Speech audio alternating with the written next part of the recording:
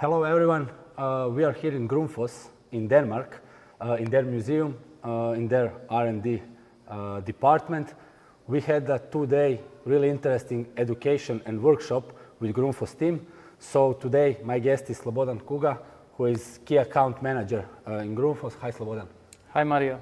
As a little introduction, we had 2 really intensive days. Just in short, what we were discussing regarding educational part and regarding what you guys in GRUNDFOS are doing.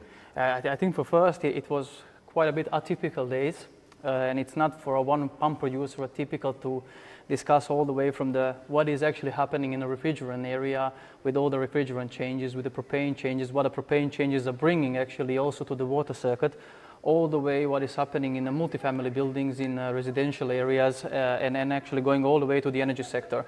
So we have been a little bit covering topics, sort of to say, from one end to the other end, trying to discover all of the other elements we usually don't talk, and try to a little bit bridge and identify some gaps and see how can we work with those new trends on the market. What is interesting for me, that GRUNDFOS, everyone knows, GRUNDFOS is a pump manufacturer, yes. But you are doing a lot of different things and you are dealing with different manufacturers. So heat pump manufacturers, yes. They have GRUNDFOS pump inside, but different manufacturers, different solutions. Can you tell us a little bit more about your experience dealing with the markets and with manufacturers? Yeah, I mean, the market is, of course, a tough market for any component supplier as such. We in GRUNDFOS have never been just a component supplier.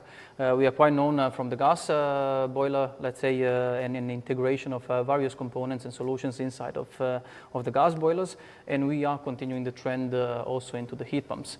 But just heat pumps are much bigger. They are also much more complicated system than a gas boilers.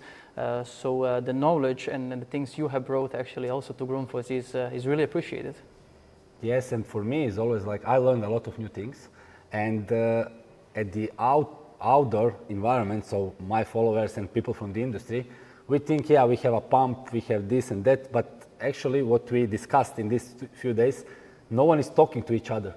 So manufacturers inside, they are not talking with each other, and communication protocols. So we have secondary pump, buffer, everyone is talking about efficiency. Yeah, it's not efficient. Why is not efficient? Because you're not communicating. What is your impression on that part?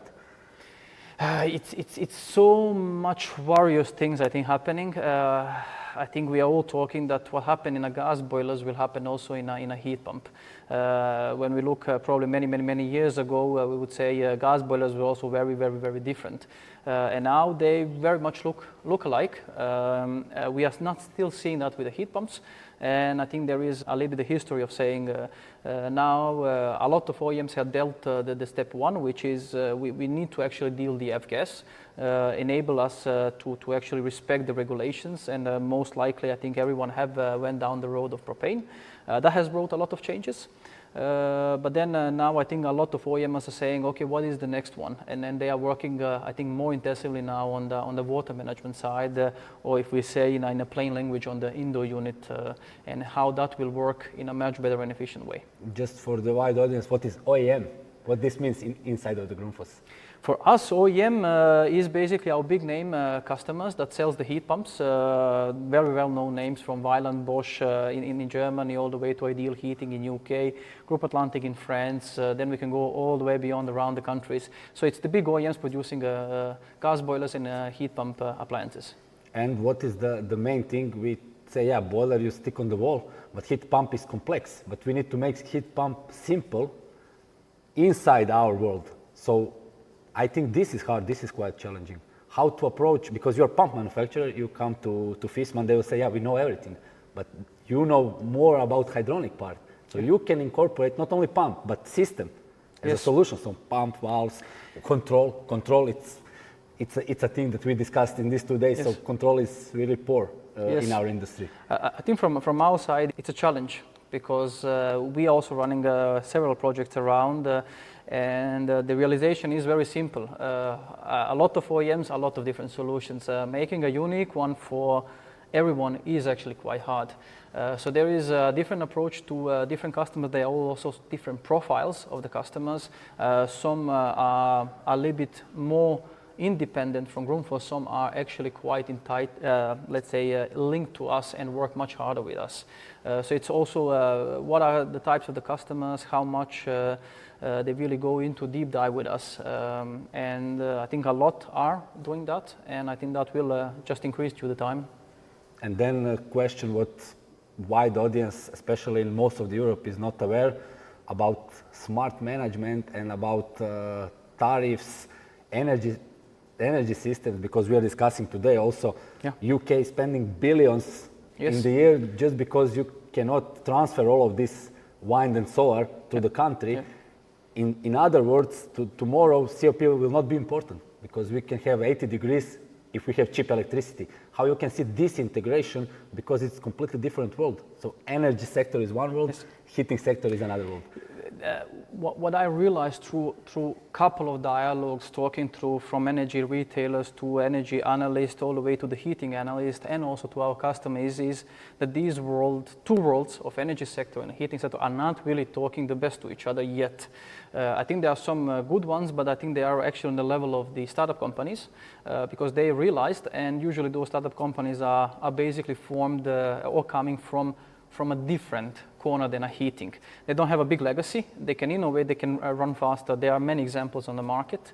And I think there is some struggle ahead for maybe bigger corporations that are a bit maybe slower in a transition to actually realize what is there as opportunity, because we are heavily moving to renewables, and we know that we can see all the way on the roads a lot of windmills stopped, even there is a wind. They are not stopped because of there is no wind or we can't. This simply is that we don't have enough flexibility on a demand side. How do you enable that one? I think the storage is a widely known term in those elements, and today you can do storage also in the water. Also in the water system, in a heating system, and so on. So how do you actually make a heat pump more flexible device? I think it's a big question. Yes, but not storage like one house. No, like it's many. That is where the differentiation comes, and I think that's maybe a gap over here, because we still don't have so many heat pumps connected. And there it comes as a challenge comparing to maybe EV. Let's say the big batteries in the EV cars, which are predominantly participating in a flexible markets. Heat pumps are not there yet, but I think they're coming because they are a big, let's say, demand on the grid. They're putting a lot of constraints, and with electrification of the heating, it will put further more constraints along with having, we have limitations already with putting so many EV cars and other stuffs on the grid. Thank you, Slobodan. Thank you, Mario. Thank you for hosting us here. It's really nice, and you can see here, it's like GRUNDFOS Museum, and this is the first pump ever. The first pump, 1945. Yes. Yeah, the first pump, it doesn't look like a pump, it if you ask me. No, but it is the first pump. Yeah. Thank you everyone, and hope you now gain more insights. It was really a pleasure having you, Mario. Thanks. Thank you for the visit. Thank you. See you. See you.